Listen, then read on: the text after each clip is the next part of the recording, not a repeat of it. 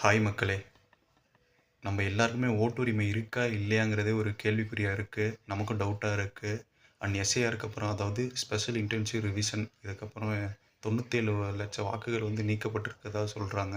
And அதில் நம்ம ஓட்டு நீக்கப்பட்டிருக்குமாங்கிற டவுட் நமக்கும் இருக்கு. அதை எப்படி செக் பண்ணுறதுன்னு நான் ஸ்டெப் பை ஸ்டெப்பாக சொல்கிறேன். இந்த வீடியோ ஃபுல்லாக பாருங்கள்.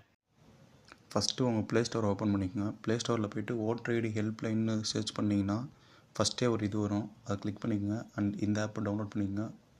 நான் ஆல்ரெடி டவுன்லோட் பண்ணதுனால எனக்கு ஓப்பன் கேட்குது. அண்ட் உங்கள் ஃபோன் நம்பர் கொடுத்து லாகின் பண்ணிக்கோங்க. ஆர்எல் சைன்இன் பண்ணுங்கள்.